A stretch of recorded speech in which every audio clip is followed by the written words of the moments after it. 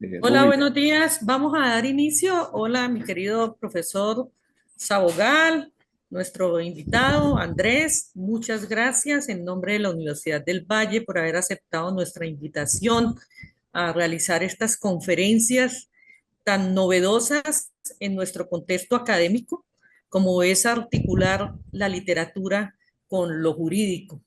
Hoy tenemos un conversatorio muy interesante donde van a estar ustedes dos, Andrés y Leonardo, hablándonos sobre la novela como interpretación jurídica de la realidad. Eh, Va a estar transmitida por YouTube. Verónica, empezamos a grabar ya, se está transmitiendo vía streaming y pues solo me resta decirles que estamos muy contentos de que se empiece a realizar un ciclo de conferencias sobre esta articulación de literatura y lo jurídico y el derecho, más ahora que la Universidad del Valle ha iniciado una nueva facultad, la Facultad de Derecho y Ciencias Políticas, que tanto anhelábamos eh, los de vieja data aquí en la universidad de tener una facultad de Derecho y Ciencia Política. Por fin se ha hecho realidad y este tipo de actividades de extensión y proyección social pues son fundamentales para nuestra nueva facultad que va a incidir sin duda en el tema regional y nacional. Bueno, voy a hacer una breve presentación, si ustedes me lo permiten, mis queridos Andrés y Leonardo. El tema es que sea un conversatorio, como lo dijimos, sobre la novela como interpretación jurídica de la realidad en nuestro contexto colombiano. Este conversatorio ha sido organizado por la Facultad de Derecho y Ciencia Política y el área cultural de la División de Bibliotecas de la Universidad del Valle. Vamos a estar de 10:30 a 12. Va a estar siendo transmitida por YouTube. Va a ser grabada, obviamente, también. Y pues el conferencista invitado es Andrés Pérez Velasco, que es también abogado, egresado de la Universidad Externado de Colombia, especialista en Derecho Constitucional. Tiene una maestría en estudios avanzados de literatura española e hispanoamericana de la Universidad de Barcelona y doctor en Derecho Constitucional de la Universidad de Buenos Aires, de la UBA. Eh, Él, pues, en su disertación nos va a abordar esa relación que existe entre la palabra y la realidad, el papel del lector y la lectura en la transformación jurídica colombiana, en un contexto no solamente social, sino también desde lo político. Y pues esperamos que en ese apoyo que va a utilizar como estrategia metodológica de obras de autores tan importantes en la cultura colombiana como José Eustacio Rivera, nuestro Nobel de Literatura, Gabriel García Márquez, Álvaro Cepeda Zamudio, bueno, Daniel Caicedo, entre otros, sea un gran aporte a la formación integral de nuestros estudiantes principalmente, pero en general de toda la comunidad universitaria y la sociedad vallecaucana y quien posteriormente pueda escuchar y mirar este video. Nuestro profesor Leonardo Sabogal, pues es abogado también, filósofo, es parte de nuestro recurso humano como docente, investigador de la Facultad de Derecho y Ciencias Políticas y pues él va a estar en el conversatorio moderando. En nombre de la Universidad del Valle, muchas gracias y damos inicio formalmente a la conferencia. Le cedo la palabra a profesor Leonardo y Andrés. muchas gracias.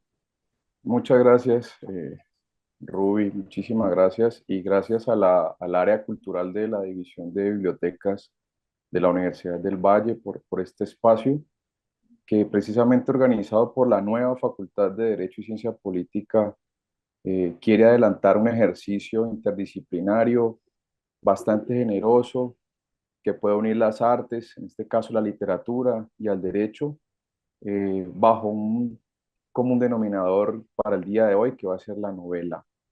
Yo quisiera hacer una breve introducción de este ciclo que empieza hoy con nuestro honorable invitado, mi querido amigo Andrés Pérez Velasco. Es una presentación muy mínima de algo que pensamos va a tener unos ejercicios posteriores en los próximos meses, más aún cuando tenemos el inicio de carrera de derecho en el mes de julio, o sea, muy, muy, muy pronto. Y por ese, digamos, esfuerzo de tantos años y ese sueño alcanzado, es precisamente que iniciativas como esta cobran mucha importancia y relevancia para la región. De nuevo, gracias al profesor y al doctor Andrés Pérez. Esta actividad, básicamente el ciclo de Derecho y Literatura, está centrada tanto en el campo académico como en la vida misma. El derecho y la literatura ofrecen una perspectiva socialmente sensible y útil para la interpretación y la búsqueda de razonamientos de justicia. La literatura es también una herramienta teórica que enriquece y profundiza la comprensión y la enseñanza de los derechos, del derecho constitucional, y de inmediato se viene a mi memoria el libro reciente de mi colega Andrés, denominado La Constitución si tiene quien le escriba, el derecho de familia, incluso el derecho mercantil o comercial, y recuerdo de inmediato el Mercader de Venecia. Si hablamos del derecho como literatura, entiende el derecho como una práctica discursiva que pretende la mejor interpretación del texto y la prevalencia de determinados valores sociales, y no descartar el derecho en la literatura, que se soporta en la narración del derecho en los textos literarios y cuestiona la manera en que la lógica jurídica representa esa condición humana de la que tanto habla Hannah Arendt. Intenta entonces aportar algunas comprensiones sobre los conflictos derivados precisamente de esa hermosa condición. Este ciclo señalará que ambos modos de vida, uno tal vez más divertido que el otro, pienso yo en la literatura, al evaluar el derecho según su cercanía o distancia, con valores esenciales como la dignidad humana, la libertad, la justicia o la igualdad, brindan una perspectiva única para la interpretación y enseñanza del derecho, así como una recuperación de la literatura es un rol esencial para la academia, pero sobre todo para la vida. Demos paso, pues, a nuestro amigo y colega Andrés Pérez Velasco con su conferencia denominada La novela como interpretación jurídica de la realidad.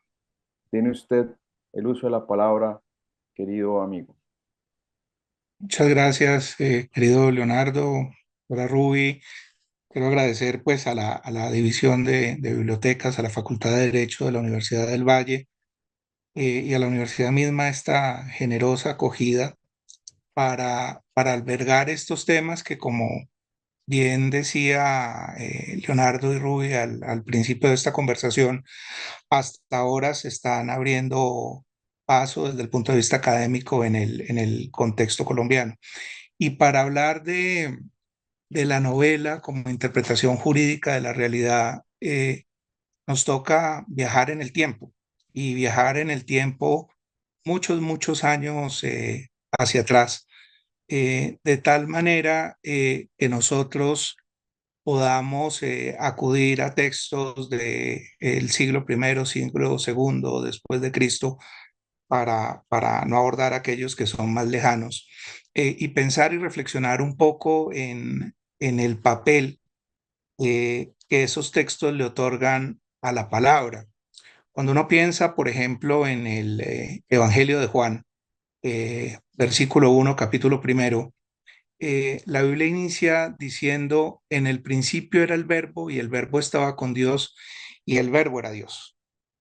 Pero al decir esto desde el punto de vista del lenguaje, lo que está diciendo es que al principio era la palabra, y la palabra es la que permitió al hombre pensar que existía un ser superior, que era Dios, y permitió adicionalmente, aceptar la idea de que ese Dios con la palabra hacía realidad, una especie de abracadabra. Cuando nosotros pensamos en esa palabra de origen hebreo, con que los magos ilustran la antesala de un truco, etimológicamente significa haré como diré. Abracadabra es eso, haré como diré, haré aparecer un sombrero, haré aparecer un conejo. Pues en la práctica, desde el punto de vista del lenguaje bíblico, cuando en un principio era el verbo, la palabra es la que termina creando realidad. Y esa creación de la realidad no es solamente propia de la cultura o de la herencia judeocristiana, sino que se ha venido reflejando a través de otras culturas que con el paso del tiempo nosotros hemos venido conociendo. Por ejemplo, en el Popol Vuh, en la traducción de Fray Francisco Jiménez de 1550, hay una semejanza al relato bíblico, guardadas proporciones, ¿no? Otro haré como diré. Y ese, cuando el Popol Vuh dice, dijeron los progenitores, ¿sí? Los padres de todo, solo silencio, imaginidad o inmovilidad habrá sobre los árboles y los bejucos, conviene en lo sucesivo haya quien los guarde. Y así cuando meditaron y hablaron enseguida, crearon los venados y las aves, y enseguida le repartieron moradas a los venados y a las aves, y finalmente les terminaron asignando en esa creación un espacio para desenvolverse, pero también fueron creando reglas. Y esa creación de reglas se va a volver muy importante en la medida en que la palabra escrita y la palabra expresada empiezan a transformar realidades. Cuando nosotros, por ejemplo, reparamos en los efectos de las sentencias judiciales, digamos, no deja de sorprender cómo cuando alguien en un juzgado escribe condénese a la pena de prisión de 10 años, en otra parte de la ciudad una celda se cierra.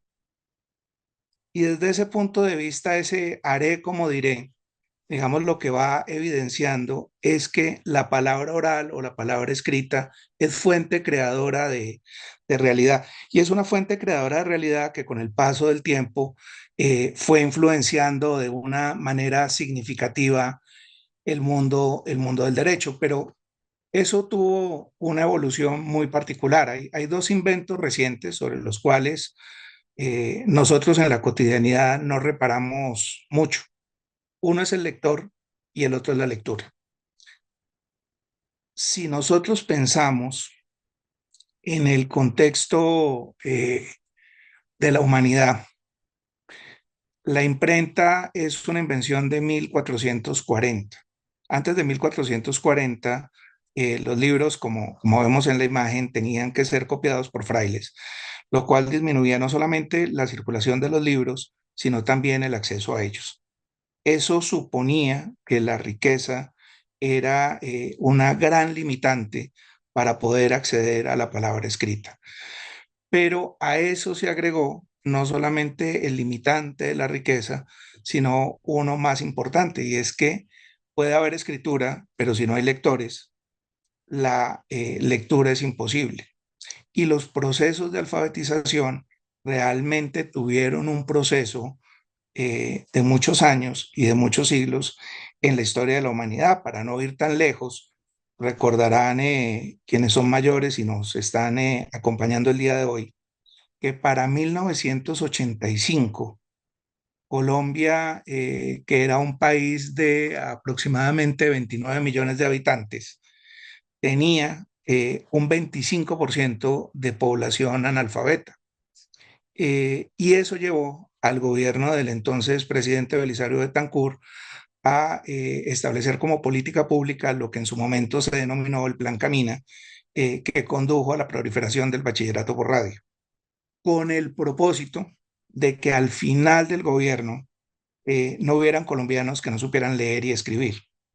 La meta no se alcanzó, pero fue un esfuerzo notable y el país, digamos, ha venido avanzando a pasos agigantados en su proceso de alfabetización. Y ese proceso de alfabetización, digamos que se desarrolló en toda América Latina y en el mundo, obviamente, en distintos momentos de la historia, permitieron que al haber lectores hubiera lectura. Y al haber lectura, cuando la lectura era posible a partir de una noción que era el ocio útil, aflorara, empezara a ser una fuente de reflexión social, una fuente de reflexión política, una fuente de reflexión cultural. La novela, que en este caso en particular es un invento reciente, finalmente es tremendamente revolucionaria desde el punto de vista de la escritura, porque básicamente incorpora en la sociedad la posibilidad de que las imaginaciones sean tema de reflexión, tema de meditación, tema de diálogo social, pero adicionalmente tema de transformación jurídica. Y en esto, digamos, quisiera hacer un paréntesis.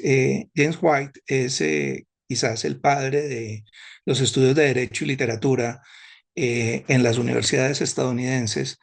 Y en alguno de sus escritos, White dice algo que resulta realmente conmovedor, y es que si nosotros negamos como juristas lo que la cultura representa para nosotros, si nosotros negamos el impacto que Shakespeare o Cervantes o Vargas Llosa o Neruda o Borges o García Márquez representa para nosotros, pues eso entristece mucho en lo que nosotros mismos pensamos de nosotros como personas.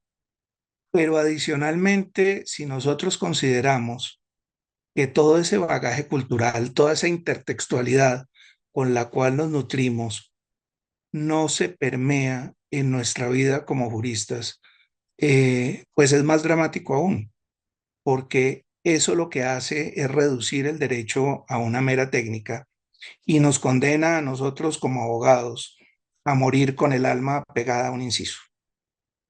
Eh, y esa reflexión, a mi modo de ver, es muy importante para comprender por qué esta noción del ocio útil, del lector, de la lectura y de la reflexión a partir de cómo esa lectura enriquece el trabajo legal, va a tener unas implicancias, digamos, particularmente profundas en la historia reciente del país, pero también en nuestra vida cotidiana en el ejercicio de la profesión.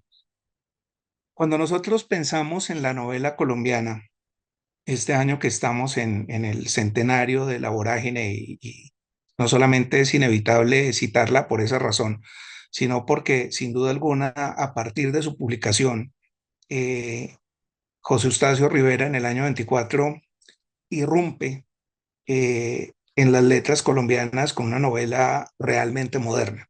Digamos, hasta ese momento en obras como María de Isaacs o Manuela de Eugenio Díaz Castro, lo que encontramos era lectores, eh, digamos, muy reducidos por los niveles de alfabetismo del país, escritores muy escasos, generalmente una expresión en su momento de una especie de burguesía ilustrada que tenía la capacidad económica de sentarse a escribir. Si uno lo piensa en el contexto de los siglos XVIII y XIX, realmente el ejercicio de escribir era un ejercicio notable porque no solamente suponía tener esas dos habilidades, la lectura y la escritura, sino también tener capacidad económica para poderse sentar a escribir mientras otros trabajaban en función de que quien tenía esas posibilidades pues pudiera ejercerlas.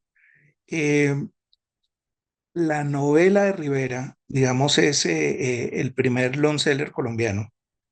Es la primera novela moderna, pero es además la primera novela que introduce al país urbano, a un país y a una realidad regional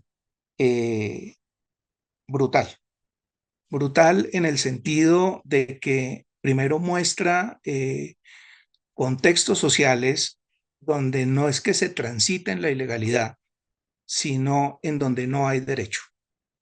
Y el mundo del no derecho, digamos, de la negación absoluta de la norma, es quizás uno de los aportes más relevantes que la vorágine hace en la reflexión jurídica moderna, porque básicamente presenta el mundo de las caucherías, el mundo de la esclavitud, ya para el año 24, cuando en teoría, digamos, esa noción de la trata de personas no solamente estaba proscrita desde el punto de vista legal, sino que en los contextos urbanos se entendía como una práctica superada. Digamos, ese choque que además narra la novela entre el hombre urbano que huye y, digamos, el mundo que encuentra en el Putumayo no solamente se va a ver reflejada en la vorágine, sino que posteriormente va a ser tomada nuevamente por novelistas como Vargas Llosa, que recurre nuevamente a este mundo de las caucherías para no solamente mostrar el no derecho, sino también para ilustrar, digamos, qué ocurre en aquellos contextos donde la sociedad no tiene unas reglas distintas al ejercicio arbitrario de las propias razones para poderse desenvolver. Entonces, esta es una novela que además marca un hito que es súper relevante en el siguiente sentido, y es que las narrativas preconstituyentes, es decir, las novelas anteriores a 1991, son unas novelas especialmente significativas para el derecho en la medida en que empiezan a reprocharle al ordenamiento jurídico todo aquello que le hace falta. Y así lo vamos a ver, digamos, con el paso de los años. Cuando nosotros pensamos en la época o en el periodo comprendido entre 1940 y 1950, uno acude generalmente a la historia para, para pensar en cómo la narrativa histórica bautiza periodos de la humanidad donde el conflicto ha aflorado. Entonces, los nombres, quizás para ocultar la barbarie, suelen ser románticos, ¿no? Entonces, ustedes recordarán eh, la Guerra de las Dos Rosas, ¿no? O inclusive en nuestro propio contexto, la Guerra de los Mil Días, o en el contexto europeo entre Inglaterra y Francia, la Guerra de los 100 Años, ¿no? Son nombres que enmarcan una cierta poética, pero realmente cuando uno piensa en este periodo relativamente reciente de la historia de Colombia y cuyos efectos, pues como sociedad seguimos advirtiendo cotidianamente, eh, ¿cómo sería de horrible? ¿Cómo sería de horrible que realmente ni la historia ni la literatura atinan a ponerle un nombre distinto que la violencia?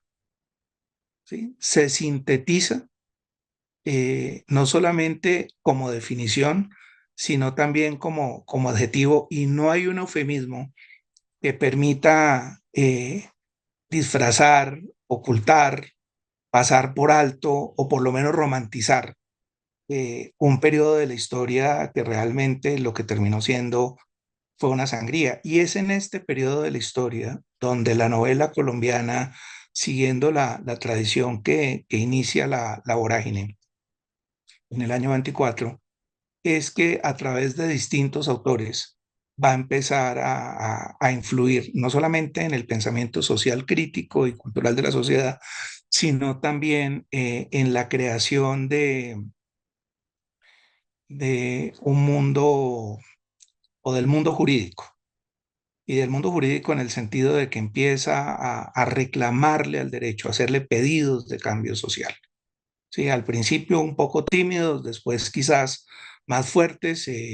Digamos, hay una novela eh, que me parece especialmente valiosa, no solamente por el significado que le dio recientemente la Comisión de la Verdad en el contexto del desarrollo de los acuerdos de paz, sino también por los trabajos que la Universidad del Valle hizo en el 2018 en los grupos en los que trabajó el profesor Óscar Osorio, que son muy interesantes. Viento Seco es una novela del año 53, donde el médico Daniel Caicedo relata principalmente los sucesos asociados a la masacre de Ceilán en el Valle. Y Daniel Caicedo, eh, digamos, la novela o esta novela en particular tiene, digamos, un gran rechazo por parte de la crítica literaria, bien por razones técnicas, bien por razones de estilo, pero realmente Viento Seco, y de eso da cuenta los trabajos del profesor Osorio en la Universidad del Valle, es una novela con unos enormes significados, eh, y yo les invito a todos a volverla a leer. Inclusive la universidad misma la editó nuevamente y realmente que vale la pena porque demuestra cómo la novela se convierte en una válvula de escape para la sociedad. Es muy interesante pensar cómo Daniel Caicedo, que es un hombre que se siente indignado, que se siente abrumado, que se siente agobiado por la violencia partidista y brutal que está presenciando en el Valle del Cauca, decide expresarse a través de una narrativa de ficción. Es decir, Caicedo hubiera podido expresarse a través de un artículo de prensa, pudiera haberse podido expresar a través de un discurso político, pudiera podido expresarse en la academia, podría haberse podido expresar en una ponencia, pero realmente elige la novela porque encuentra en ella, digamos, no solamente un mecanismo para que ese testimonio perdure, sino también un mecanismo para que la difusión de las ideas perdure, para que la novela se comente, para que la novela se discuta.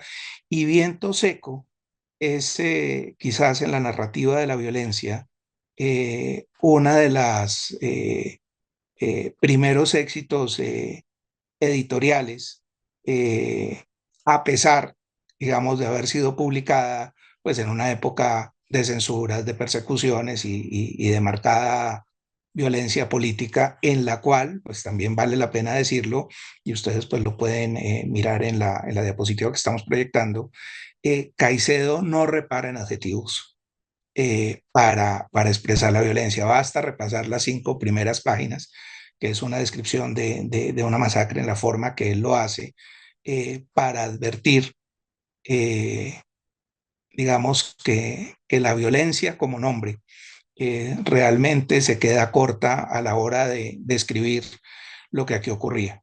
Pero es también muy interesante, digamos, desde el punto de vista jurídico, para evidenciar todos los defectos que la Constitución de 1886 permitía que se ocurrieran en la sociedad, porque era no solamente un defecto del texto normativo, sino la ausencia de un aparato institucional que solo vino a ser creado hasta el año 91 para garantizar que ese dicho constitucional, que de hecho era precario, pudiera garantizar los derechos de la sociedad. De mano de la novela de Daniel Caicedo, otros autores como Eduardo Caballero Calderón en el año 52 empiezan a publicar novelas como El Cristo de Espaldas. El Cristo de Espaldas es una novela muy interesante para explicar cómo la violencia partidista se vivía en el altiplano cundiboyacense, y digamos para mirar cómo los prejuicios de la sociedad influían en el desarrollo de la violencia política. Y en esto quisiera hacer un alto en el camino para hacer una reflexión muy breve, y es que 1952 pues es el año de nacimiento de muchos de los padres de mi generación. Es decir, eso es ayer por la mañana. Y en ayer por la mañana no solamente la novela se ocupaba de la violencia, sino que se ocupaba de hacer reclamos respecto de los cuales el derecho escasamente se pronunciaba. Piensen ustedes que para estos años, digamos, la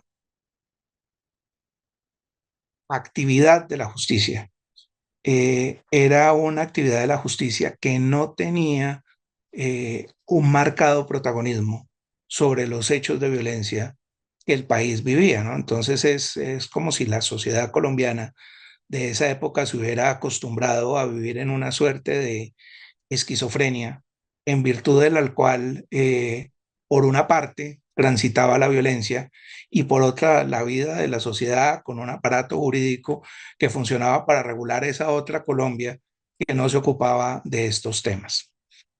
En esa misma esquema de novelas, también les recomiendo El Día del Odio de José Antonio Osorio Lizarazo. Es una novela del año 52, posterior al asesinato de Gaitán. Esta novela, digamos, realmente se ocupa de lo que sucedió el 9 de abril del 48, no tanto explorando una narración sobre la muerte de Gaitán, sino sobre lo que ocurría en distintos lugares de Bogotá después en los días previos y después del asesinato de Gaitán. Tiene un epígrafe, digamos, inquietante, porque Osorio Lizarazo, y en esto permítame leerlo, dice: el más hermoso y perfecto de los mandamientos al cual he procurado ceñir los actos de mi vida es este: amar al pueblo sobre todas las cosas. Y posteriormente agrega: y amarlo especialmente porque siempre en el fondo de su corazón se agita una fuerza prodigiosa de odio vindicativo, cuya explosión hará al fin encender antorchas de justicia y de reivindicaciones capaces de iluminar el mundo, ¿no? Es una frase brutal, no solamente porque demuestra la carga ideológica y política de Osorio Lizarazo a la hora de escribir esta novela, sino porque legitima de alguna manera la reacción violenta que a la muerte de Gaitán sucedió en el país, ¿no? Entonces, al odio vindicativo al que hace referencia Osorio Lizarazo, pues vino de manera previa, antes de la muerte de Gaitán, concomitante y posteriormente, el odio vindicativo de los aparatos de seguridad del Estado en el gobierno de Ospina. Eh, y realmente, digamos, lo que lleva a concluir esta novela desde su epígrafe es que la sociedad colombiana, ya para el año 52, adolecía de fatiga de material.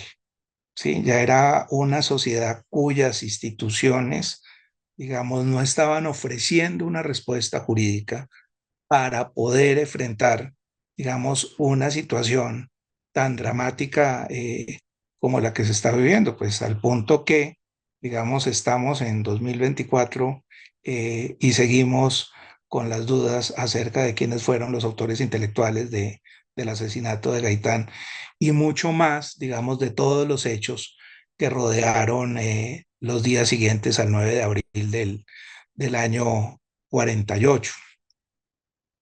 En esta misma época, García Márquez, por entonces, quien por entonces vivía en París en el año 61, publica El coronel no tiene quien le escriba. Y esta es una novela que decididamente empieza a evidenciar como narrativa preconstituyente todo aquello que después encontró respuesta en la Asamblea Nacional de 1991. Y vale la pena preguntarse, cuando uno piensa en esta novela, pues que todos conocemos, si esta narrativa hubiera sido posible antes de o con posterioridad a la Constitución del 91. Y mi respuesta es no. Y mi respuesta es no, porque realmente el mundo del coronel hubiera sido imposible con posterioridad a la Constitución del 91, porque el coronel hubiera tenido derecho de petición, porque el coronel hubiera tenido acción de tutela y porque en la realidad la novela del coronel pues hubiera durado 2 páginas, porque simplemente hubiera dicho preso de la desesperación y al ver que nadie le contestaba la petición, en ejercicio del artículo 86 de la Constitución, el coronel presentó una acción de tutela y en el término de 10 días obligaron a la caja de pensiones de las fuerzas militares a contestarle y a decirle que tenía una pensión. Pero como eso no existía, como eso no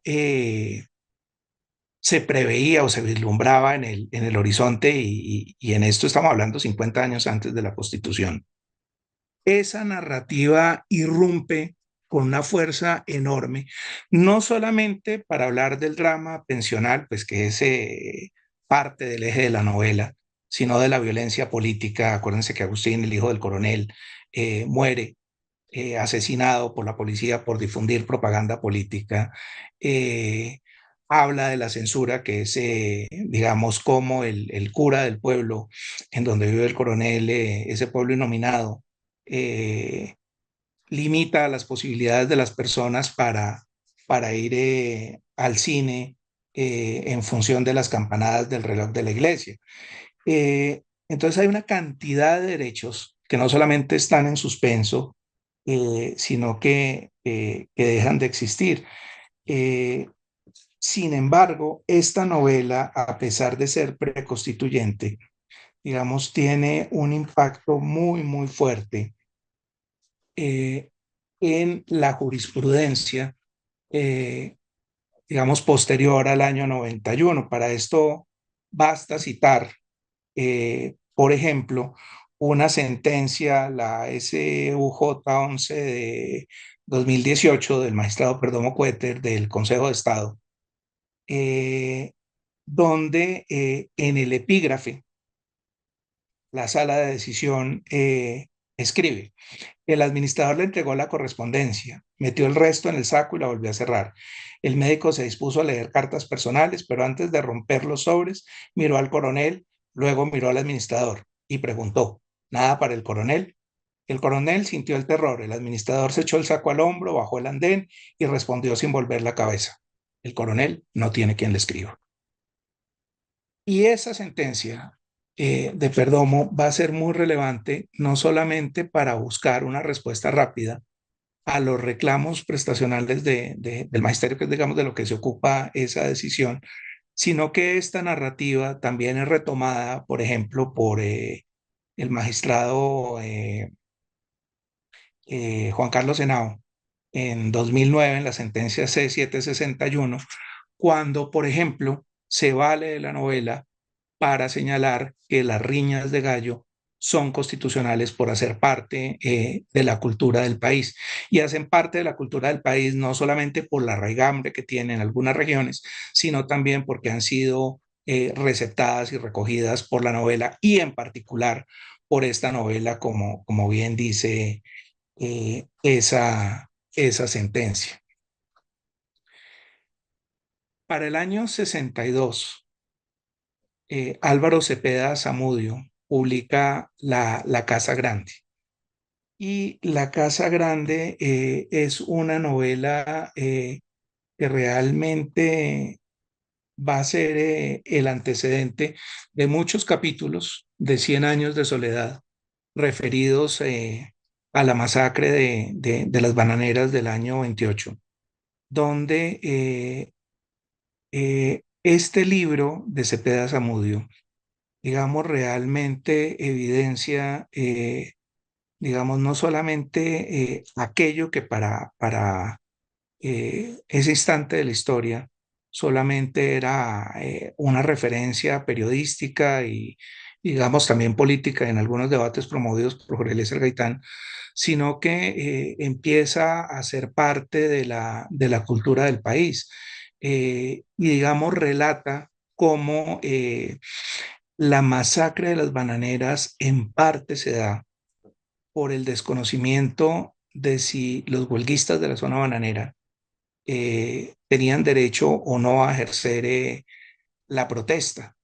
Eh, Cuando uno mira el capítulo de los soldados, que acuérdense que esa novela no tiene capítulos por números, sino por títulos, los soldados se preguntan precisamente eso, si los huelguistas tienen derecho, dicen, no, los huelguistas no lo tienen, porque el teniente dice que no lo tienen, dice, pero el teniente no sabe nada, dice, no importa, es que el comandante les dice que ellos no tienen derecho. Y desde ese punto de vista, los derechos se van borrando, pero cuando buscamos en la Asamblea Nacional Constituyente, eh, digamos, referencias en torno a esta protección, nos encontramos con que en los debates del 9 de mayo de 1991, en un debate conjunto de las comisiones primera y quinta de la Asamblea, eh, la asambleísta Aida Bella eh, comenta cómo, digamos, estos reclamos de pedido social siguen sin ser superados. ¿Sí? O sea, seguimos de cierta manera transitando el universo narrativo de la Casa Grande. Dice el asambleísta Cepeda, y también aspiramos los trabajadores colombianos a que esta Asamblea Nacional Constituyente, los trabajadores, no solamente fabriles, los trabajadores del campo, yo recuerdo aquí todos los negociadores del pliego de peticiones del banano del año 1988 que fueron asesinados en esa convención, donde solamente estábamos pidiendo un salario mínimo y el seguro social. Eh, y uno advierte cómo hay un anhelo muy, muy grande desde el punto de vista cultural y político de darle espacio en las discusiones constituyentes a lo que la novela había venido advirtiendo y vaticinado. Eh, cuando vamos un poco más adelante en el tiempo y encontramos novelas como La mala hierba de Juan Gosaín, publicada en el año 81, pues encontramos también como esa otra violencia que proviene del narcotráfico, que permea la política, que permea distintas capas de la sociedad, empieza a ser también objeto de reclamo ante la impunidad en la que vivía el cacique Miranda, protagonista de la novela, en la República del Caribe, que es el sitio imaginado donde Gozaín sitúa geográficamente su narrativa. Sí, hay una parte que es brutal y es cuando Roberto de los Ángeles, Miranda, el hijo del cacique, decide a pedido de su papá o se ve obligado a pedido de su papá, más correctamente, estudiar en Harvard. Está muy nervioso por los exámenes. Le dice, pero papá, es posible que no pase los exámenes. Dice, no, no te preocupes, si no pasan los exámenes, compramos la universidad. Eh, Como también le compró en la narrativa la alcaldía de la capital de la República del Caribe.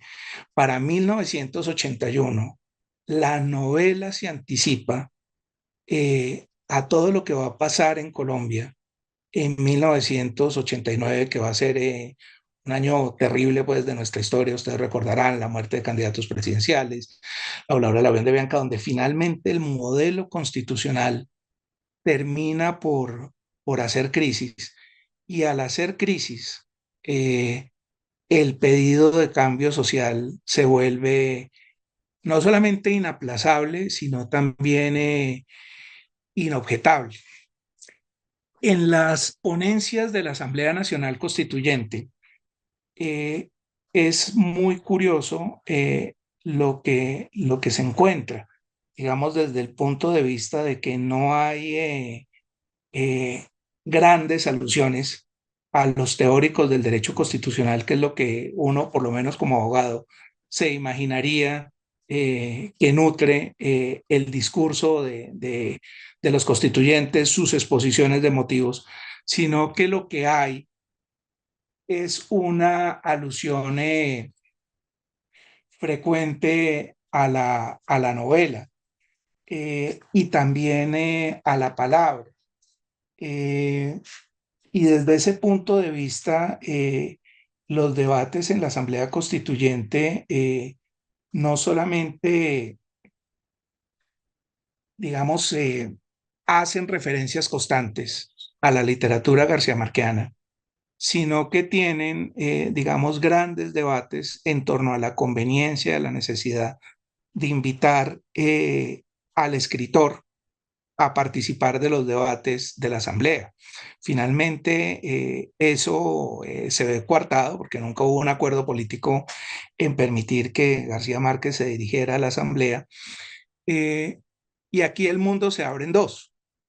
No le permiten al escritor participar físicamente, pero las alusiones a su novela, a Cien años de soledad, al coronel no tiene quien le escriba, a Crónica de una muerte anunciada, se ven reflejadas en varios de los apartes de las ponencias de los textos constituyentes. Si uno pensara en Cien años de soledad como la gran novela colombiana que resume todas nuestras contradicciones nacionales, eh, realmente, y la contrasta, ¿sí? Pensando en su año de publicación, que es el año 67, con el título segundo de la Constitución del año 91, se lleva la grata sorpresa de que no hay un problema constitucional que plantee 100 años de soledad que no encuentre respuesta en forma de derecho en la Constitución del 91.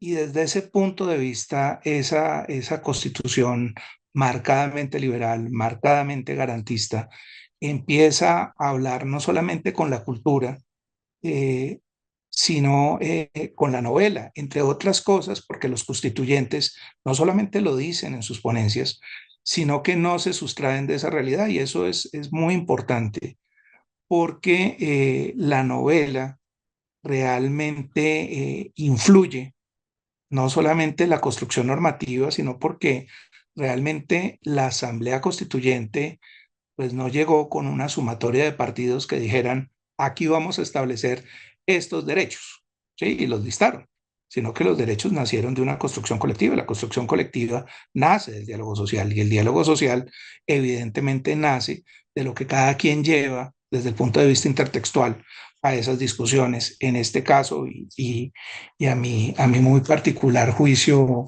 eh, la, la novela.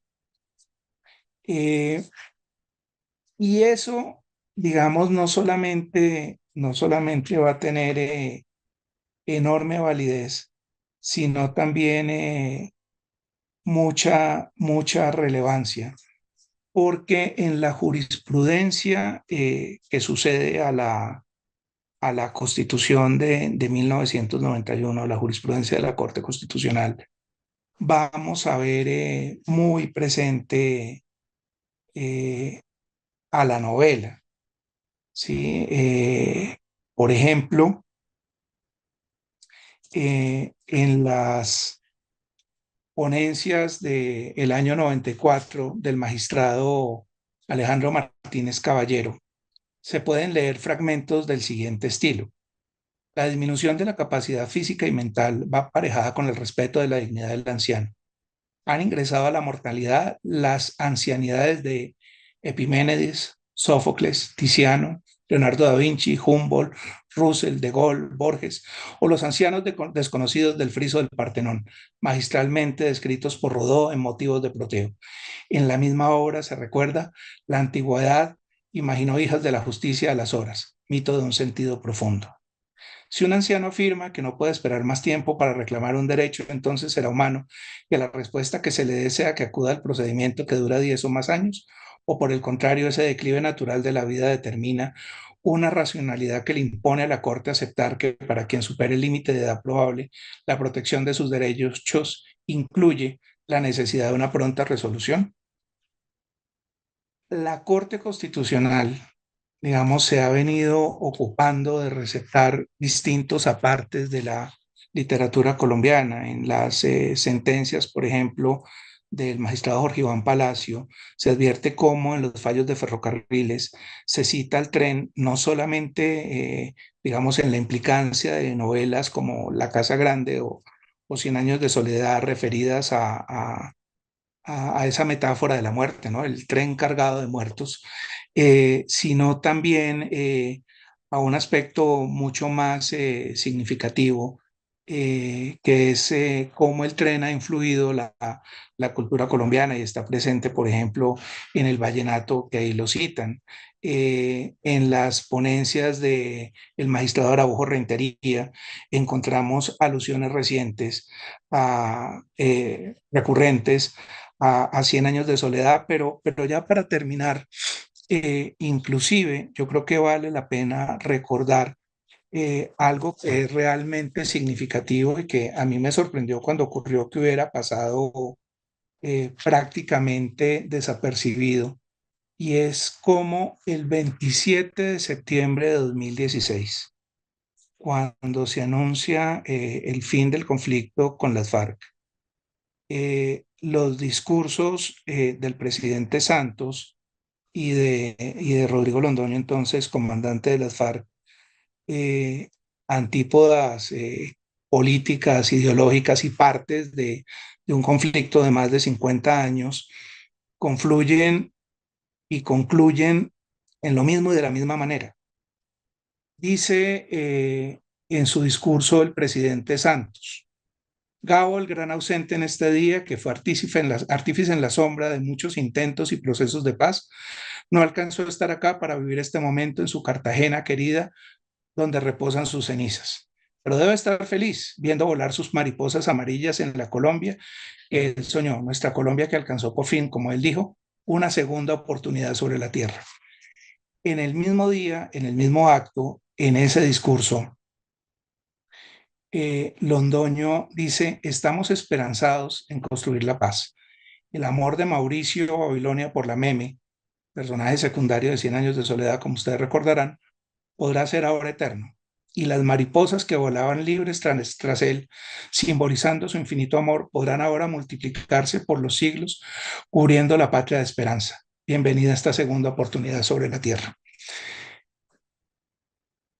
Que creo que evidencia, digamos, bastante bien cómo la novela, desde el punto de vista cultural, no solamente influencia el diálogo político, sino también el diálogo jurídico, pues que realmente pues, los acuerdos de paz pues hacen parte del bloque de constitucionalidad, y desde ese punto de vista pues hacen parte del ordenamiento interno colombiano.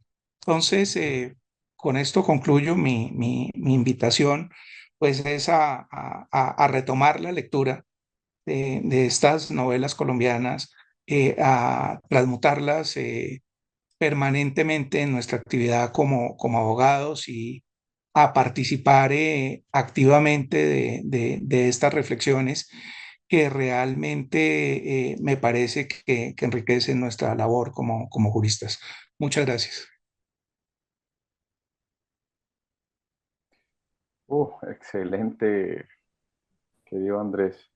La verdad, eh, pues no sorprendido porque te he escuchado en otros espacios, pero sí creo que es un análisis muy valioso, no solamente para quienes ya somos abogados, sino para quienes van a estudiar derecho, para quienes lo hacen por fuera de las aulas, como ciudadanos o ciudadanas en la cotidianidad.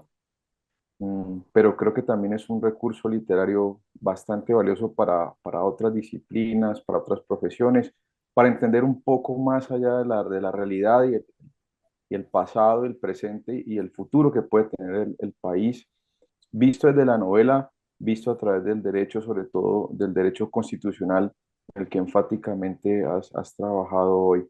La verdad es muy valioso. No sé, pues tengo tal vez una pregunta y en eso, digamos, es también un poco la dinámica. Eh, una pregunta sobre si la literatura dice o la ponemos a decir al momento en que construimos un texto jurídico, ya sea en el ámbito del legislativo o en el ámbito del operador judicial, o desprevenidamente del abogado que litiga o asesora? Yo creo, Leonardo, que esa pregunta es muy valiosa porque, digamos, creo que para abordar desde el punto de vista académico y con seriedad, pues esta disciplina que realmente tiene, digamos, bastante literatura por detrás, eh, es necesario ser cuidadosos y ser cuidadosos en el sentido de no tomar, eso es, eh, digamos, un vicio recurrente, el pedacito que nos sirve, ¿sí? O el pedacito que nos llama la atención para poder fortalecer un argumento.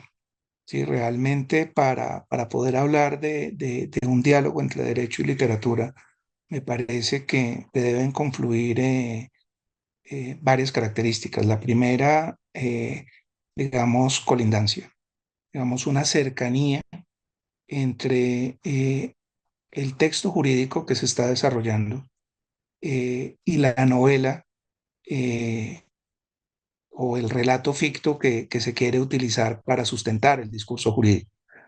Porque ahí sí caemos en la disyuntiva que plantea tu pregunta, y es que ahí sí la novela no diría, sino que la ponemos a decir quizás aquello que la novela no dice, ¿sí?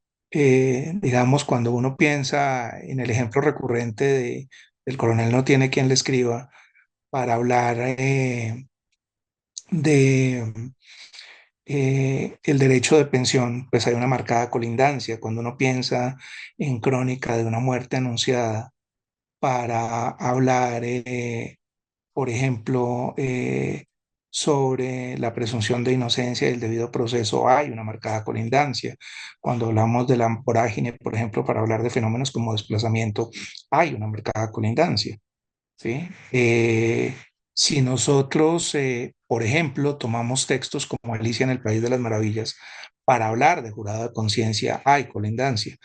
Pero cuando tomamos eh, Un Mundo Félix de Huxley para hablar del derecho a la salud, pues quizás Huxley se ocupe de hacer alguna referencia, pero poco tiene que ver con eso. Entonces, eso por un lado. Y por otro lado, digamos, creo que tiene que haber algo de simultaneísmo también, ¿sí? Tiene que haber un reenvío entre la literatura, entre el relato imaginado eh, y el texto jurídico para que ambos dialoguen entre sí y le permita al operador jurídico, ¿sí? Al legislador, al abogado, digamos, valerse de ese tipo de mecanismos. Uno piensa que en materia legislativa, eh, el derecho como literatura está proscrito, que era un poco a lo que hacías referencia en tu generosa introducción,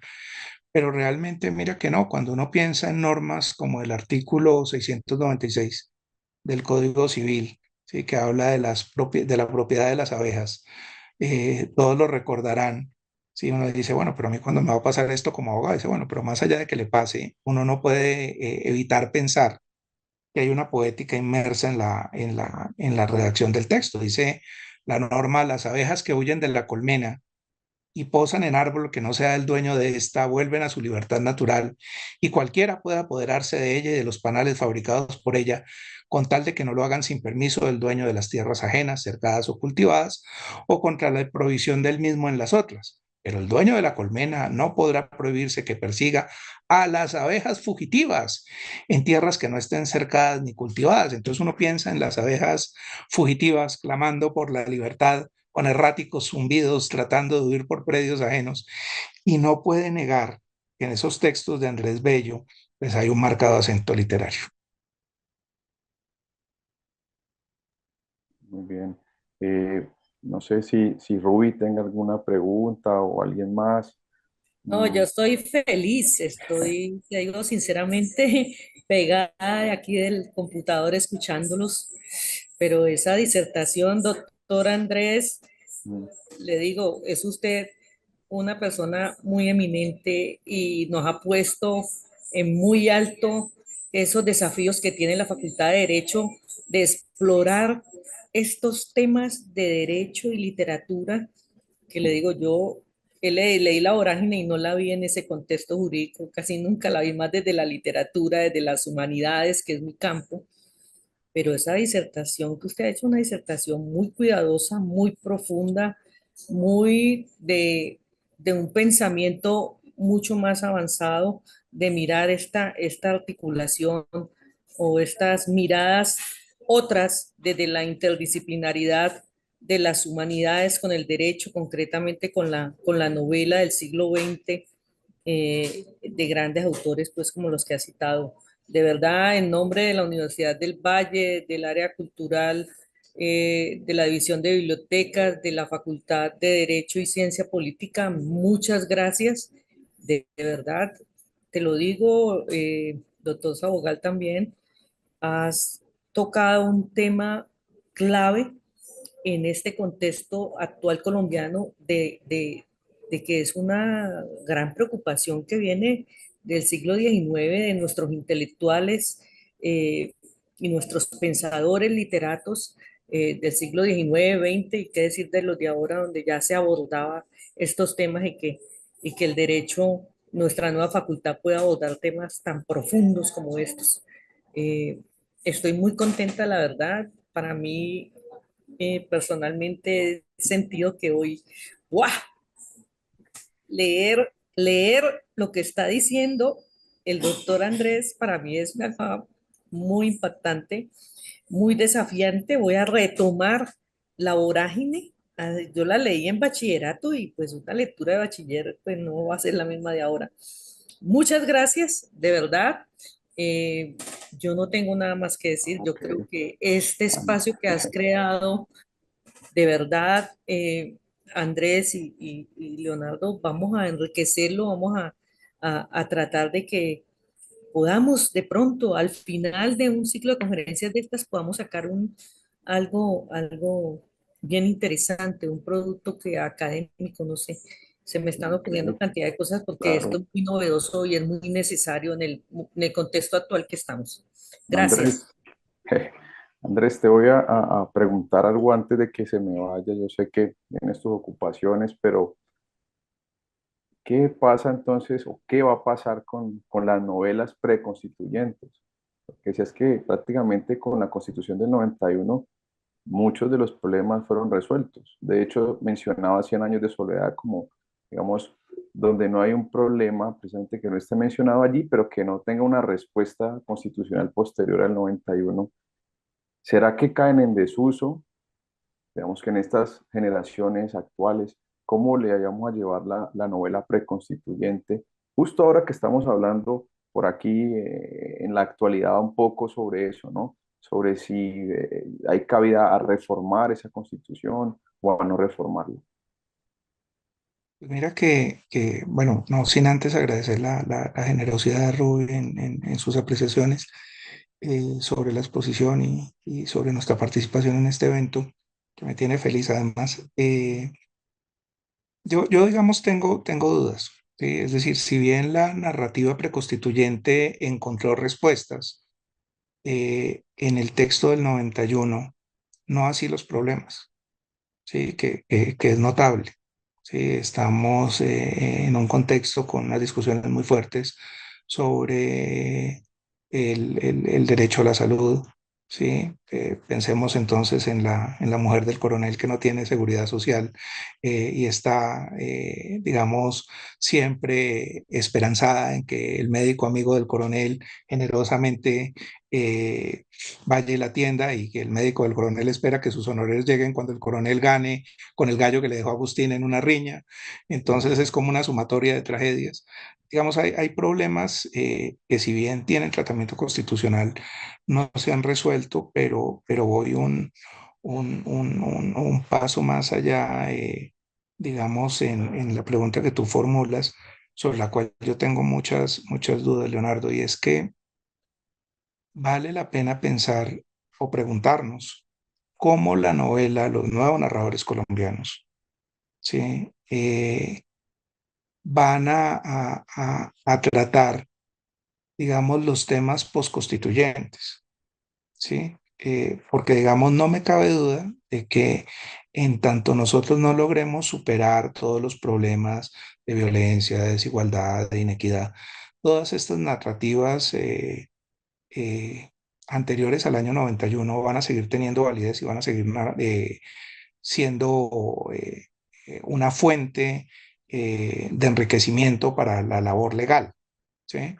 Pero uno se pregunta también qué va a pasar con los temas y cómo lo van a tratar los nuevos novelistas colombianos, ¿no? Que esto es también como un llamado a las nuevas generaciones. Yo me pregunto, por ejemplo, o estoy a la espera porque todavía no ha salido una gran novela sobre la pandemia y cómo esa novela va a tratar la manera en que el Estado, en un ejercicio enorme de poder, de un día para otro, suprimió todos los derechos en nombre de proteger uno superior que era la vida, pero pues terminamos todos reducidos casi que a la impotencia, casi que al no derecho. Sin posibilidad de discernir ni de discurrir, ¿no? Entonces, ¿cómo lo va a tratar la novela? Y cómo, digamos, eso va a influir en la cultura y cómo ojalá ese tipo de reflexiones sobre ese problema, solo para citar un ejemplo, porque ya hay novelas, por ejemplo, que tratan del calentamiento global, que vale la pena revisar en otro tipo de contextos legales, eh, van a abordar esos asuntos y cómo los jueces en sus providencias lo van a tratar, porque volviendo un poco a lo que comentábamos antes, el juez no puede, ni el legislador puede, ni el operador jurídico puede deshacerse de lo que es como ser humano. No puede deshacerse de sus lecturas, no puede deshacerse de la intertextualidad que lo nutre, porque es que si no, eso habla muy mal de él como persona y como jurista. Andrés, no, no sé, me preguntaba algún prospecto como de un tipo James White en estas latitudes, en Colombia o en la región. Yo creo que, digamos, hay espacios que hay que crear en la academia y en eso la invitación que Rui formula para la Universidad del Valle y más ahora que la facultad están haciendo es muy valioso. La Universidad de Buenos Aires, por ejemplo, tiene un grupo que se llama Lectores para la Justicia. Digamos, generar maneras alternativas de enseñanza del derecho, a mi modo de ver, se impone como una necesidad en el mundo de hoy en la academia.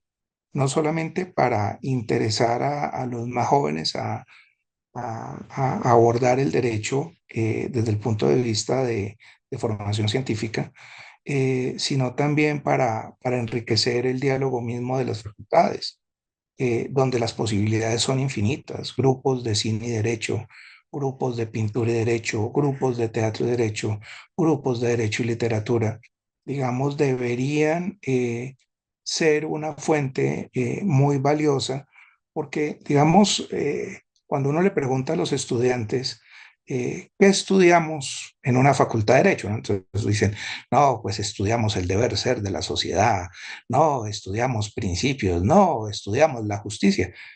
Y eso no es cierto. Nosotros en las facultades de Derecho estudiamos leyes y estudiar leyes es un ejercicio árido y es un ejercicio muy exigente desde el punto de vista no solamente académico, sino también emocional. Entonces, si las leyes no se acompañan de otras lecturas, pues lo que vamos a generar es excelentes operadores jurídicos, pero muy malos humanistas. Excelente, excelente cierre, sí, así es. Sí, la tarea está por hacer toda. Sí, Humanizar el derecho, ¿no? Para tener un trabajo inter y transdisciplinar de las miradas otras del derecho. Muy interesante, de verdad. me hizo, Muchas me hizo gracias. recordar, Andrés, me hizo recordar al querido profesor Rabinovich en Buenos Aires, ¿no? Con toda su disertación y su relación con el cine, con estos nuevos seriados, con el arte. Ese ciclo por allá de Star Wars y el derecho, que seguramente lo podemos dar en la Universidad del Valle, que es muy interesante, y otra serie de obras que la humanidad ha dispuesto y que desde el derecho mismo se pueden analizar y que también influyen en el derecho de una forma tangencial.